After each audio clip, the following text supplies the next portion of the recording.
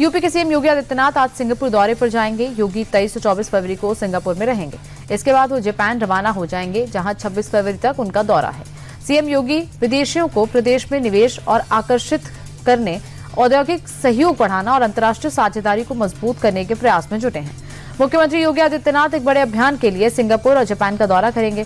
Singapore में वो प्रवासी भारतीयों और उद्योग जगत के प्रतिनिधियों से मुलाकात करेंगे। सीएम योगी अपने दौरे के दौरान जापान के हनुमान मंदिर भी जाएंगे। स्वामी अभिमुक्तेश्वरानंद की मुश्किलें बढ़ गई हैं। नाबालिगों के यौन शोषण के मामले में पॉक्सो स्पेशल कोर्ट के आदेश के बाद पुलिस ने एफआईआर दर्ज की। प्रयागराज पुलिस ने शंकराचार्य और उनके शिष्य मुकुदानंद गिरी समेत 2 से 3 अज्ञात लोगों के खिलाफ झूंसी थाने में मामला दर्ज किया। बता दें कि शाकुंभरी पीठाधीश्वर आशुतोष ब्रह्मचारी ने अभिमुक्तेश्वरानंद के आश्रम में नाबालिगों के यौन शोषण का आरोप लगाया था। 13 फरवरी को 2 पीड़ित नाबालिगों का बयान भी कोर्ट में दर्ज कराया गया था। कोर्ट के एफआईआर दर्ज करने के आदेश पर स्वामी अभिमुक्तेश्वरानंद की पहली प्रतिक्रिया सामने आई। स्वामी अभिमुक्तेश्वरानंद ने अपनी सफाई में कहा कि मेरे ऊपर झूठा केस लगाया गया। जिसने आरोप लगाए हैं वो खुद एक हिस्ट्री शीटर है। शंकराचार्य ने कोर्ट पर भरोसा जताते हुए कहा कि फर्जी केस फर्जी ही साबित होगा। मैं सच्चाई के रास्ते पर चलता हूं, इसलिए ऐसे झूठे आरोपों से मुझे कोई फर्क नहीं पड़ता। शंकराचार्य पर हुई एफआईआर को लेकर सपा प्रमुख अखिलेश यादव ने योगी सरकार को घेरा। अखिलेश बोले, शंकराचार्य को अपमानित करने के लिए ये सरकार 20 साल पुराना मामला ढूंढ कर लाई। विचारों का झगड़ा हो सकता है, लेकिन इस स्तर तक गिर जाएंगे ये ठीक नहीं। ये सरकार अब बचने वाली नहीं है।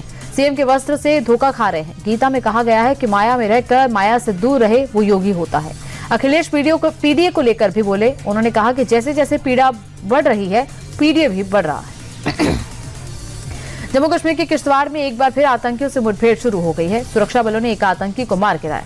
मुठभेड़ किश्तवाड़ के चट्रू इलाके में हो रही है। दोनों तरफ से लगातार क्रॉस फायरिंग हो रही है। इलाके की घेराबंदी कर सुरक्षा बलों का सर्च ऑपरेशन जारी है। सूत्रों के मुताबिक जैश के कुछ आतंकियों के अभी भी छिपे होने की खबर है। देश में एक बड़ी आतंकी साजिश का पर्दाफाश हुआ। दिल्ली पुलिस ने आतंकी साजिश को नाकाम करते हुए तमिलनाडु से 6 और पश्चिम बंगाल से 2 संदिग्धों को गिरफ्तार किया।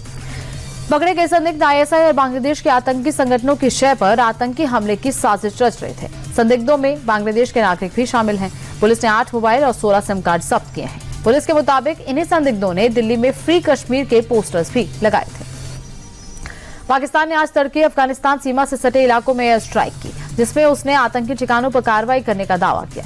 पाकिस्तानी सरकार के मुताबिक इस दौरान प्रतिबंधित संगठन तहरीक-ए-तालिबान पाकिस्तान और उसके सहयोगी गुटों के साथ ठिकानों को निशाना बनाया गया।